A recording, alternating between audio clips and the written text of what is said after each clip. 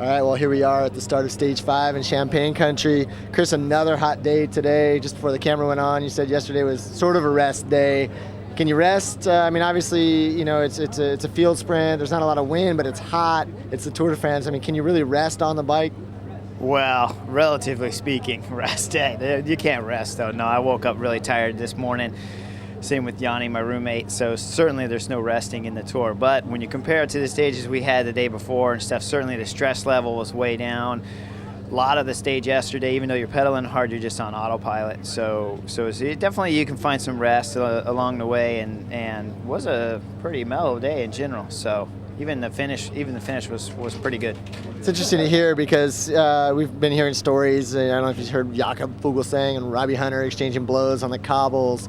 Jens Voigt screaming after that stage, ASO demanding ASO apologize. Then yesterday after the sprint, Cavendish throws his bike, throws his helmet. It seems like tensions are kind of rising in the peloton, especially with this heat. Welcome to the Tour. That's what it's all about. I mean, certainly when we're starting up in the north, you're seeing a combination of just the stress from all the days building up. I don't think certainly yesterday, if yesterday was a one-day race, we would have finished it. No one would have, there would have been no punches, no arguing, no apologies necessary. But what you're seeing is just combination of everything kind of coming together in a boiling point, and so it's just been heating up the whole time. So now it's boiled over, and even though yesterday again was not that difficult of a stage, it's just a little. There's always a little tension, and the tension of the Tour started a month before we got to the Tour, just building up for it, just making the team selection, just getting your training right, just arguing about the team about am I on the team, am I not on the team, or this or that, can I go here, I want to train here, I want this schedule of races, that schedule of races before the Tour. And so the stress really started a month ago, and then when you actually get at the Tour, the first few days are always going to be that way, but it'll mellow out once we get to the mountains. Well, hey, I've got to ask, as we were waiting for you to come out of the team meeting, we saw Alberto Contador come into the bus. Anything you can tell us about that? Actually, he came just partway up the stairs here, and I heard the voice, and I was like, why does that voice sound familiar? And I looked over, and I was like, oh, it's Alberto. But I didn't hear what they were talking about, so I think he was talking with Johan there at the door, but I was a little bit further back in the hall there. Bus is a little narrow, so you can't quite get the gist of it.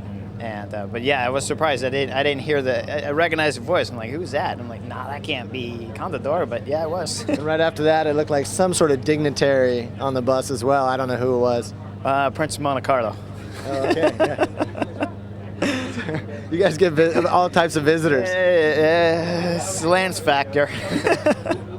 So between the GC guys, yesterday, today, all the way into the weekend, guys just kind of trying to conserve. And is there a lot of watching each other? I mean, the GC guys looking at each other to see how they're holding up? I think so. I think certainly checking out their form on the bike, looking if they're looking fresh or not. Certainly with Gesink and stuff like that, where he's been injured, and certain GC guys that have crashed and had problems, you're definitely kind of peeking over at them and seeing how they look.